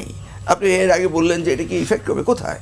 1990-তে আমানুল্লাহ আমান হলো, সেই কারণে কি বিএনপি এসছে না জনগণ এসছে? বা নূর হওয়ার পরে কি আওয়ামী লীগ চলে গিয়েছে? নিশ্চয়ই না। কালকে যদি এখানে শিবির বা বিএনপি আসে, it doesn't make any difference. মানে কোনো পরিবর্তনই আমি মনে করি ন্যাশনাল ইলেকশন হবে, কিন্তু ডাকসুর যে দায়িত্ব সেটা তো তাদের পালন করতে হবে। সেই জায়গাটিতে আজকে যেইভাবে আমরা দেখছি গ্রামে গ্রামে গিয়ে সকলকে ধরে ভোট আনতে হবে, ওয়াই সো মাচ? এই যারা অতিরঞ্জিত করছে তারাই তো প্রবলেম। এখন মনে হচ্ছে যেন বিএনপি এমন জামাত ফ্রন্ট লাইনে সকলে বসেছে। না, বিএনপি ফ্রন্ট লাইনে আমাদের সাথে ঝগড়া করার কোনো চিন্তাই করছে না। স্টুডেন্ট পড়ছে, স্টুডেন্টরা করছে। মনোনয়নগুলো আপনি দেখেছেন যে সুন্দরভাবে মনোনয়ন দেওয়া হয়েছে, এবং কোয়ালিফাইড যারা তাদেরকে দেওয়া হয়েছে আমাদের দলের ছাত্রদের মধ্যে। নিশ্চয়ই সেখানে তাদের ভিতরে আলোচনা করে দেওয়া হয়েছে। এটাকে একটা বিগ ইস্যু করা তারাই করতে চায় যারা মনে করে আগামী ন্যাশনাল ইলেকশনকে প্রতিবন্ধকতা সৃষ্টি করবে। তারা মনে করতে চাচ্ছে এখানে বীজ বপন করা হবে, ঢাকা বিশ্ববিদ্যালয় ডাকসু ইলেকশনকে কেন্দ্র করে আগামীতে নির্বাচন হতে দেবে না। কিন্তু আগামী নির্বাচন নিয়েও কিছু প্রশ্ন রয়েছে, আমি একটু আলোচনায় ফিরবো। আমি আবার একটু ঢাকা বিশ্ববিদ্যালয়ে যেতে চাই, সেখানে আছেন কেফায়েত শাকিল। শাকিল, আপনি কি আমাকে শুনতে পাচ্ছেন? জি, শুনতে পাচ্ছি। শাকিল, এখন কি অবস্থা, ফলাফল আমরা কখন পেতে পারি, এই ব্যাপারে কি আপনার কাছে কি তথ্য রয়েছে?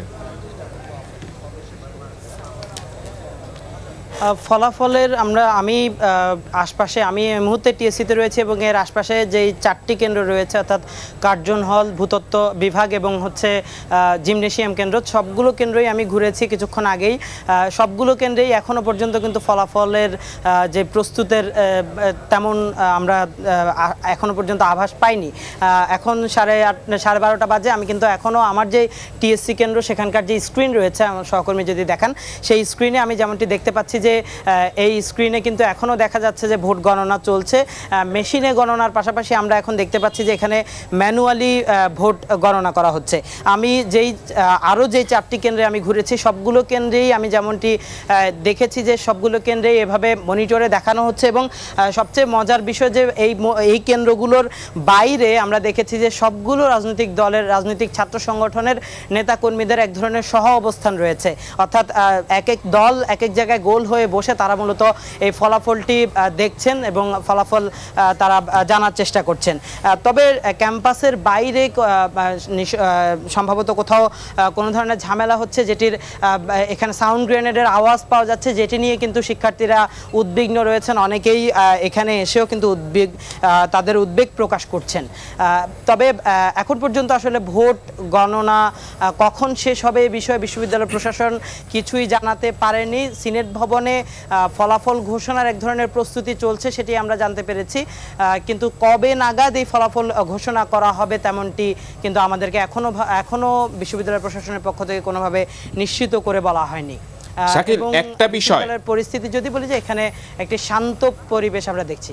মানে শাকিল, একটা বিষয় জানতে চাচ্ছি যে পুরো ফলাফলটাই তো সিনেট থেকে ঘোষণা করা হবে, কেন্দ্র থেকে কি কোনো ফলাফল ঘোষণার কোনো সুযোগ রয়েছে কিনা? শিক্ষার্থীরা মনে করছেন যে তারা কেন্দ্রেই ফল পাবেন, এবং আমরা এর আগে দেখেছি যে যখন বিশ্ববিদ্যালয়ে এই ডাকসু নির্বাচনের বিষয়ে যখন থেকে আলোচনা হচ্ছিল তখন থেকে কিন্তু বিভিন্ন সংগঠন থেকে দাবি করা হয়েছিল হলের ভোট যেন হলেই ঘোষণা করা হয় ফলাফল।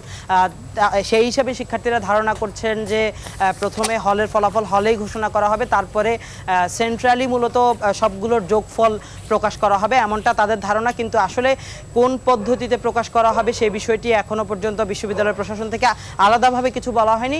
আমরা যতটুকু তাদের পক্ষ থেকে জানতে পেরেছি যে সিনেট ভবনে যেই আনুষ্ঠানিকভাবে যেখানে প্রকাশ করার কথা রয়েছে সেখানেই প্রকাশ করা হবে, এর বাইরে কি আসলে হলে প্রকাশ করা হবে কিনা এই বিষয়টি নিশ্চিত করা হয়নি। হ্যাঁ শাকিল, আপনি থাকুন, প্রয়োজন আবারও আপনার সাথে যোগাযোগ করব। শরীফ ভাই, একটু আপনার কাছে যেতে চাই যে মিলন ভাইয়ের জাতীয় রাজনীতির কথাও বলছিলেন যে একটা সহাবস্থার কথা। এখানে আসলে জাতীয় রাজনীতিতে এখন সবচেয়ে বার্নিং ইস্যুটা আসলে সংস্কার ইস্যুটা, এবং আগামী বৃহস্পতিবার রাজনৈতিক দলগুলোর সাথে জাতীয় ঐক্যমত্য কমিশন বৈঠক করবে এবং 15 তারিখে, এই মাসে 15 তারিখে কমিশনের মেয়াদটা আসলে শেষ হবে। এর আগে তারা কাজটা আসলে শেষ করে যেতে চায়, কিন্তু যেভাবে আসলে জুলাই সনদটা বাস্তবায়নের পথে তারা হাঁটছে, এটা কি আপনি মনে করেন যে একটা সমাধান বের হবে? না, আপনার সহকর্মীর কাছ থেকে আপনি যেটা শুনলেন, আমরা যেটা শুনলাম, বাইরে সাউন্ড গ্রেনেডের আওয়াজ হচ্ছে, তার অর্থ হলো যে সাউন্ড গ্রেনেডটা কারা ব্যবহার করে? পুলিশ ব্যবহার করে। কোন প্রেক্ষাপটে ব্যবহার করে এটা আমরা জানি। তার অর্থ হচ্ছে যে ক্যাম্পাসের বাইরে একটা সংঘাতে জড়িয়ে পড়েছে দুটো রাজনৈতিক পক্ষ।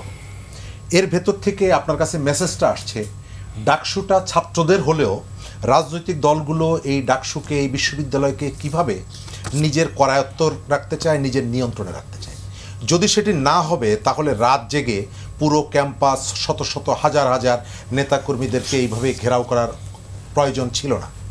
এবং এতদিন ধরে ক্যাম্পাসের শিক্ষার্থীদেরকে কখনো কখনো আমরা দেখেছি মিছিল করতে, হলে ছাত্র সংগঠনের কমিটি দেওয়া যাবে না, রাজনীতি করা যাবে না, ইত্যাদি ইত্যাদি। তারা এর ভেতর থেকে বুঝতে পারছে, তাদের কাছে এর ভেতর থেকে মেসেজটা যাচ্ছে যে আমাদের ওই যে পুরনো রাজনীতি দখলে রাখতে হবে। এবং আমার এখন মনে পড়ছে ঢাকা বিশ্ববিদ্যালয় সিনেটের নির্বাচন যখন হতো 25 আসনের, ঠিক এই ধরনের কালচারটাই ছিল। টিএসসিতে মহির নেতৃত্বে যুবলীগের একটা বিরাট অংশ, অমুক জায়গায় তাদের একটা বিরাট অংশ, যখন যাদের হাতে পাওয়ারটা ছিল। তো এর ভেতর থেকে এবং ক্যাম্পাসের বাইরে বিভিন্ন কেন্দ্রে যখন ভোটগুলো হতো ঢাকার বাইরে, এবং স্থানীয় রাজনৈতিক দল এটিকে নিয়ন্ত্রণ করতো, কন্ট্রোল করতো, কারণ বিশ্ববিদ্যালয়কে দখলে রাখতে হবে। তো কে দখলে রাখছে? রাজনৈতিক দল। আপনি আওয়ামী লীগের যে কালচার সেটিকে পাশাপাশি এটিকে রাখলে খুব বেশি হেরফের হবে না, হয়তো সময়ের ব্যবধান।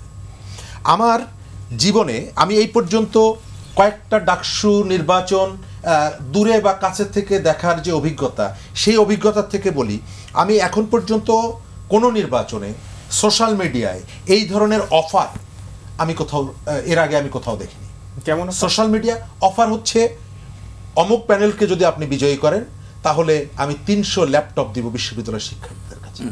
আপনি যদি অমুক প্যানেলকে ভোট দেন, গত পরশুদিন একজন নিউরো সার্জন তিনি স্ট্যাটাস দিয়েছেন যে শিবিরের যে প্যানেল, এই প্যানেল যদি বিজয়ী হয় উনি ঢাকা বিশ্ববিদ্যালয়ের শিক্ষার্থীদের কম পয়সায় নিউরো ট্রিটমেন্ট করবেন এবং তিনি ইবনে সিনা হাসপাতালকে বলে দিবেন যাতে কম পয়সায় ট্রিটমেন্ট করা যায়। তো এই যে অফারগুলো, এটা একটা বিশ্ববিদ্যালয়ের জন্য সম্মানের না। এটা ফেক হতে পারে, ভুল হতে পারে, কিন্তু আমরা কিন্তু যাদেরকে সামনে রেখে অফারগুলো করা হয়েছে তাদের পক্ষ থেকে অন্তত বিশ্ববিদ্যালয়ের শিক্ষার্থীদের ইমেজের কারণে এটা বলা উচিত ছিল। ধরেন যে আপনারা সাংবাদিকতা করেন, আপনাদের তো পেশার তো নির্বাচন হয়। আচ্ছা, বাইরের থেকে মৌলভীবাজারের কোনো একটা ব্যবসায়ী যদি বলে যে এই প্যানেলকে যদি আপনি বিজয়ী করেন তাহলে আমি নান্নামি আর বিরিয়ানি খাওয়ার বেলা ফ্রি, এটি নিশ্চয়ই আপনার জন্য অসম্মান। এই অসম্মানের কাজটা এই নির্বাচনকে কেন্দ্র করে করা হলো। এবং এই ধরনের কতগুলো নতুন সংস্কৃতি ইন্ট্রোডিউস করা হলো এবারে ডাকসু নির্বাচনকে ঘিরে। ক্যাম্পাসের বাইরে যে মবগুলো আপনি দেখছেন, যে জমায়েতগুলো দেখছেন, এটা মূলত পেশি শক্তি প্রদর্শন। এই পেশি শক্তি প্রদর্শন আমি একটু আসবো আপনার কাছে শরীফ ভাই। আমি একটু আপনার কাছে একটু জানতে চাই, আমি যেটা শরীফ ভাইয়ের কাছে জানতে চাচ্ছিলাম যে জাতীয় ঐক্যমত্য কমিশন আসলে যেভাবে সুপারিশগুলো বাস্তবায়ন করতে চাচ্ছে, যে সংবিধান সংক্রান্ত যে সুপারিশগুলো, সেগুলো রাষ্ট্রপতির বিশেষ সাংবিধানিক আদেশের মাধ্যমে। রাষ্ট্রপতির বিশেষ সাংবিধানিক আদেশটা আসলে কি, আপনি কি বুঝেন? যে এরকম প্র্যাকটিসকে আমরা দেখেছি এর আগে? না, এর আগে দেখি নাই, কিন্তু এটা খুব ইন্টারেস্টিং একটা মানে জায়গা। ওনারা লিগ্যাল এক্সপার্টদের সাথে বসেছেন 2 বার, সেখান থেকে এই কথাটা এসেছে এবং আমি খুব বিস্তারিতভাবে ফলো করেছি যে তারা কি বলার চেষ্টা করছেন। আমাদের বক্তব্যটা ছিল যে ইলেকশনের আগে আপনাকে যে করেই হোক রিফর্মটা করতে হবে, যেন এটা পরবর্তী ইলেকশনে বা পরবর্তী সরকারের কাছে না যায়। পরবর্তী সরকারের রিফর্মের অধীনে সরকার গঠন করবে এবং দেশ পরিচালনা করবে, যা যা প্রয়োজন আইন প্রণয়ন করবে, কোনো সমস্যা নেই। কিন্তু সংস্কারটার যেটা আইনি ভিত্তি, সাংবিধানিক ভিত্তি, আমরা জামায়াত ইসলাম, গণ অধিকার পরিষদ মানে বিএনপি ছাড়া বাদবাকি প্রায় সমস্ত দল কিন্তু বলেছে যে এটার আইনি ভিত্তিটা এখনই নিশ্চিত করতে হবে। তো সেখানে আমাদের প্রস্তাব গণপরিষদ ছিল বা এখনও আছে, জামায়াত ইসলাম গণভোটের কথা বলেছে, বিএনপি তো নির্বাচনের পরে, গণ অধিকার পরিষদ সহ অনেক দল এই গণভোটের কথা বলেছে। কিন্তু কমিশন যেটা মানে প্রত্যেকটারই হয়তো কিছু কিছু ড্রব্যাকস আছে। যেমন ধরেন গণভোটে যদি কোনো একটা দল, তাদের যে সমর্থক, বড় কোনো দল 25-30% তাদের সমর্থক আছে সারা দেশে, তারা যদি ওই গণভোটের এগেনস্টে মোবিলাইজ করায়, তাহলে কিন্তু একটা পুরো জিনিসটা অনিশ্চিত হয়ে পড়ে। তো সেই ক্ষেত্রে এই সাংবিধানিক আদেশের কথা এসেছে, যেটা হচ্ছে আপনার আমাদের এই যে ঘোষণাপত্র, যেটা প্রোক্লেমেশন, যেটা প্রধান উপদেষ্টা দিলেন, ওটার 22 ধারায় কিন্তু বলা আছে যে জনগণের অভিপ্রায়ের হচ্ছে এই সরকার আইনের শাসন নিশ্চিত করবে, ভোটাধিকার নিশ্চিত করবে এবং সংস্কার করে দেশকে একটা নতুন দেশ বা জনগণকে উপহার দেবে। এর পাশাপাশি আমাদের বিদ্যমান সংবিধানের যে 7 অনুচ্ছেদ, সেখানে কিন্তু বলা আছে যে সংবিধান হচ্ছে জনগণের পরম অভিপ্রায়।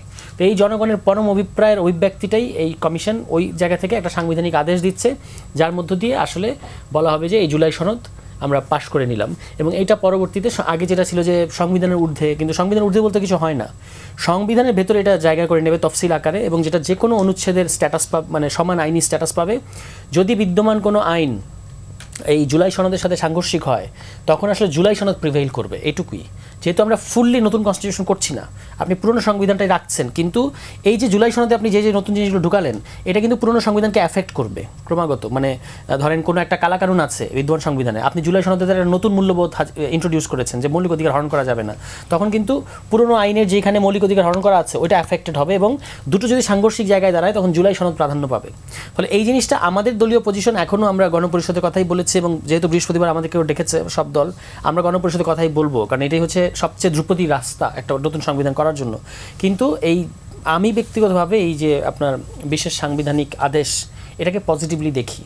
এখন যদি এভাবেই হয় সেক্ষেত্রে কি আপনারা মানবেন, মানে গণপরিষদের যে নির্বাচনের দাবি সেখান থেকে সরে আসবেন? না, আমাদের দলীয় পজিশনটা তো আমরা এখনো মানে ইয়েট টু ডিসকাস, যে এইটা যদি আমাদের কাছে এখনো তারা আনুষ্ঠানিকভাবে কিন্তু জানায় না। আমরা কিন্তু পত্রিকায় পড়েছি, 2টো পত্রিকার নিউজ পড়েছি, তো আমরা এটা বোঝার চেষ্টা করছি আরও, এবং যেই প্রশ্নটা আছে এটা তারা কি আইনি উত্তর দেয় কমিশন, সেটা আমরা বোঝার চেষ্টা করবো যে রাষ্ট্রপতি এই ধরনের মানে সাংবিধানিক আদেশ দিতে পারেন কি না। হ্যাঁ, সেক্ষেত্রে কমিশনেরও কিন্তু যুক্তি আছে। কমিশন কিন্তু বলছে যখন এটা জনগণের অভিপ্রায়, তখন এটা দেওয়া যাবে। ওই কনস্টিটিউয়েন্ট পাওয়ারের কনসেপ্টটা এখানে কমিশন ব্যবহার করছে, ফলে এটা ইন্টারেস্টিং। আমি এটাকে এখনও পুরোপুরি উড়িয়ে দিচ্ছি না, কিন্তু আমাদের দলীয় পজিশন এখনও আমরা তো মানে নতুন করে যেহেতু এটা শুনেছি, এবং কমিশন আমাদেরকে হয়তো বৃহস্পতিবার আনুষ্ঠানিকভাবে এই প্রস্তাবটা দেবে, এখনও তো দেয় নাই, সেটা দেখ। কিন্তু তার আগ পর্যন্ত আমরা আমাদের বৃহস্পতিবারে আমরা কেন গণপরিষদ কাম পার্লামেন্টে যে কথাটা আমরা বলেছি, এটা কেন আমরা বেস্ট বলেছি, মানে বেস্ট পদ্ধতি মনে করি, এইটা আমরা সেদিন আবারও তুলে ধরবো, এবং তারপর কমিশন তাদের তরফ থেকে যদি কোনো প্রস্তাব দেয় সেটা আমরা তাদের কাছে শুনবো। জুলাই সনদে কিন্তু বাস্তবায়ন পদ্ধতিটা থাকছে না।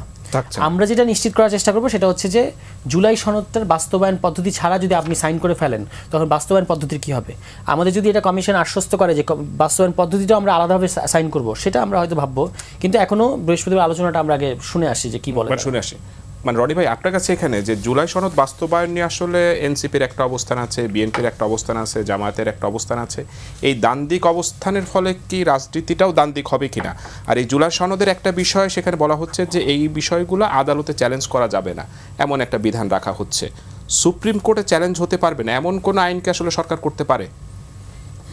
দেখেন, এখন আমরা যে অবস্থার মধ্যে আছি, আমরা একটা এক্সট্রা কনস্টিটিউশনাল অবস্থার মধ্যে আছি, এবং গণ অভ্যুত্থান হওয়ার মধ্য দিয়ে কি হয়, গণ অভ্যুত্থান হওয়ার মধ্য দিয়ে আমি যেটা বারবার বলি, সেকেন্ড রিপাবলিক আসলে শুরু হয়ে যায়।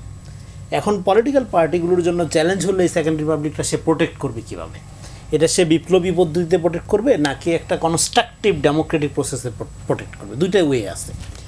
আমি মূলত যে কনফ্লিক্টগুলো দেখতেছি, যে মুখোমুখি অবস্থান বা আপনি যেটা দ্বন্দ্বের কথা বলেন, যে দ্বন্দ্বটা দেখতেছি, সেই দ্বন্দ্বটা বেসিক্যালি দৃষ্টিভঙ্গির দ্বন্দ্ব, আকাঙ্ক্ষার দ্বন্দ্ব আমি খুব একটা দেখতে চাচ্ছি না। আকাঙ্ক্ষার দ্বন্দ্ব মানে কি, একটা গণতান্ত্রিক প্রাতিষ্ঠানিক গণতান্ত্রিক ব্যবস্থা আমাদের লাগবে, এই ব্যাপারে সবাই একমত। হ্যাঁ, তো এখন তাহলে পদ্ধতির যে দ্বন্দ্বটা, সেই পদ্ধতির দ্বন্দ্বের ক্ষেত্রে কতগুলো জিনিস সামনে আসছে।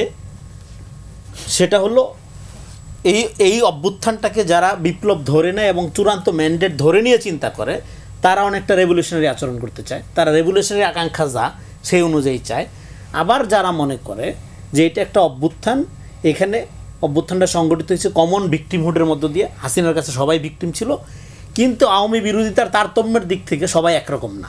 মানে জামাতের আওয়ামী বিরোধিতা, বিএনপির আওয়ামী বিরোধিতা এবং এনসিপির আওয়ামী বিরোধিতার মধ্যে পার্থক্য আছে, আবার সবাই আওয়ামী বিরোধী। এই যে মোটা দাগে আপনার ধরেন যে এটা বিশেষ এবং সামান্য, এটা দার্শনিক বিতর্ক, সেদিকে না যাই।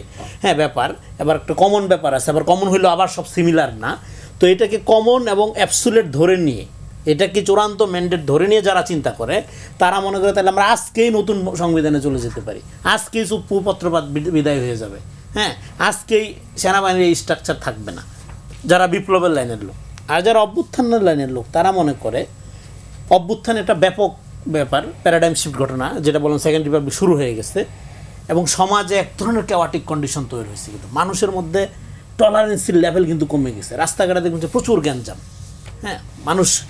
আর কারণ হলো অভ্যুত্থানের পরে যে আকাঙ্ক্ষাটা ছিল, সেই আকাঙ্ক্ষা তো বাস্তবায়ন হচ্ছে না, জিনিসপত্রের দাম তো ঠিকমতো মানে ঠিক থাকছে না, চাকরি তো ঘুষ ছাড়া এখনও হচ্ছে না, এখনও তো আপনার এডুকেশন, কাঙ্ক্ষিত এডুকেশন বাচ্চারা পাচ্ছে না।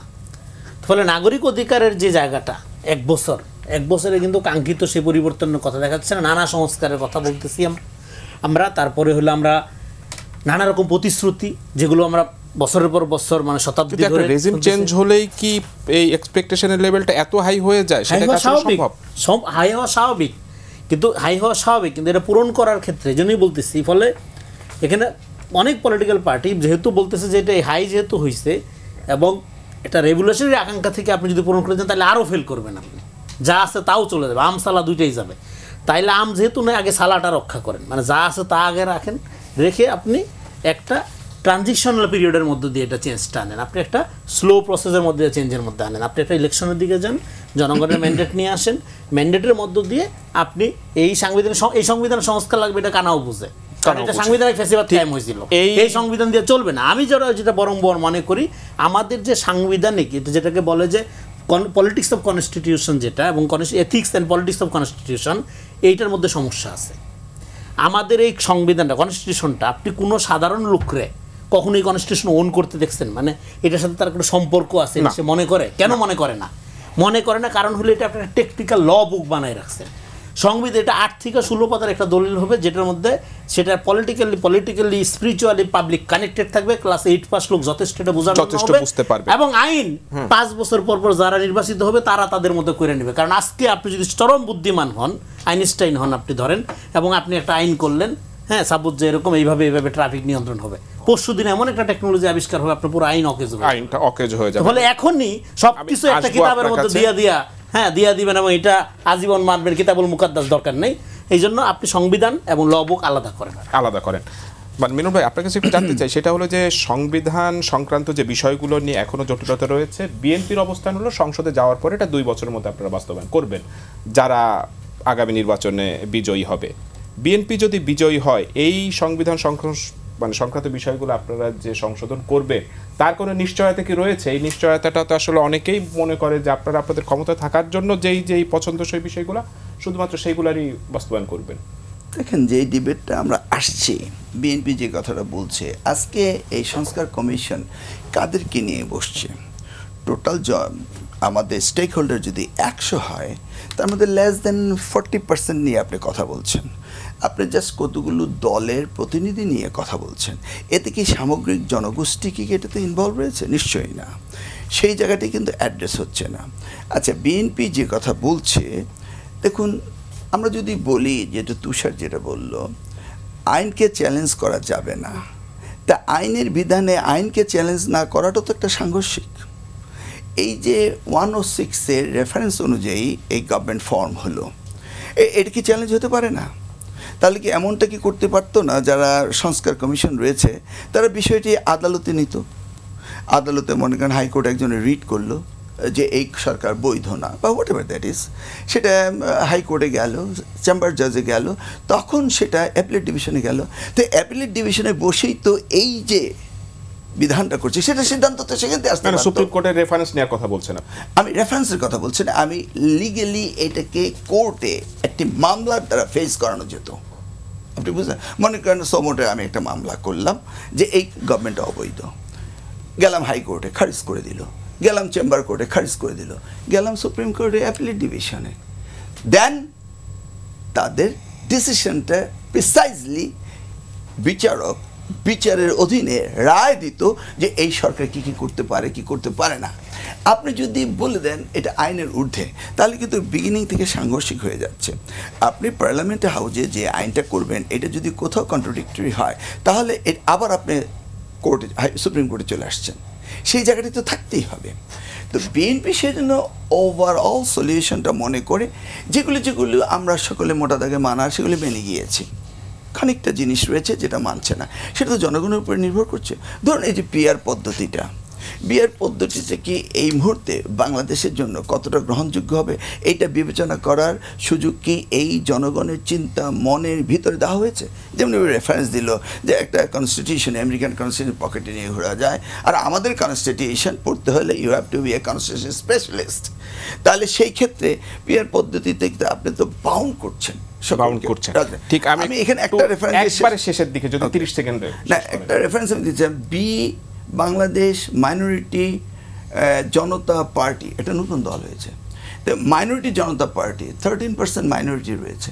তো 13% যদি পিআর পদ্ধতিতে 39 জন পার্লামেন্ট মেম্বার অটোমেটিক্যালি হচ্ছে।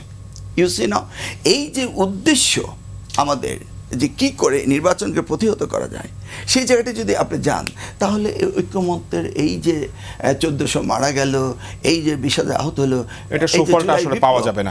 আমি একটু শরৎ স্যার একবারে শেষের দিকে যদি 1 মিনিটে বলেন যে আগামী নির্বাচনের আগে, যেমন মিলন ভাই বলছিলেন যে পিআর বা বিভিন্ন ইস্যু আনা হচ্ছে নির্বাচনকে বিলম্বিত করার জন্য, আমি যদি এনসিপির অবস্থানটা একটু জানতে চাই যে নির্বাচনের জন্য আপনারা প্রস্তুত কিনা? আপনারা সারা দেশ কিন্তু চষে বেরিয়েছেন, 300 আসনে প্রার্থী দেওয়ার সক্ষমতা আপনাদের রয়েছে কিনা? 300 আসনে প্রার্থী দেওয়াটা মানে এটা কোনো বিষয় না, কারণ হচ্ছে যে আপনি যখন ইলেকশনের মুড আসবে, প্রচুর লোক আছে যারা যোগ্য লোক আছে যারা আসলে একটা দল থেকে এরকম একটা সম্ভাবনাময় দল থেকে মানে দাঁড়াতে চাইবে। আমাদের দেখতে হবে তার মধ্যে থেকে কারা আসলেই জনপ্রতিনিধি হওয়ার মতো যুক্ত। এবারে আমাদেরও তো দলের মধ্যে এক্সিস্টিং অনেকেই তো বিভিন্ন জায়গায় গুরুত্বপূর্ণ কাজকর্ম করেছেন, ফলে আমি মনে করি না যে আমাদের ওইটা কোনো সমস্যা, এবং আমরা আসলে আমাদের নির্বাচন বানচাল করা, নির্বাচন না যাওয়া, এই ধরনের কোনো রাজনৈতিক দল হিসেবে আমাদের এই ধরনের কোনো ইন্টেনশন নাই। কিন্তু আমরা জুলাই সনদের ব্যাপারে অবশ্যই নিশ্চয়তা চাই, এটা ছাড়া নির্বাচন আসলে যদি নিশ্চয়তা না পান সেক্ষেত্রে কি হবে? না, নিশ্চয়তা আমি মনে করি নিশ্চয়তা আসবে। এখন তো আলোচনা আছে, বিএনপিও তার জায়গা থেকে সরে আসবে, সবাই কিন্তু এই পর্যন্ত যাই বলুক পরবর্তীতে একটা জায়গায় এসে বিএনপিও কিন্তু কিছু কিছু জায়গায় এসে মানে আপনি আশাবাদী যে ঐক্যমতে আসবে? শরীফ ভাই, আপনি কি আশাবাদী যে নির্বাচনের আগে সব দলের ভিতরে একটা ঐক্যমতে আসবে?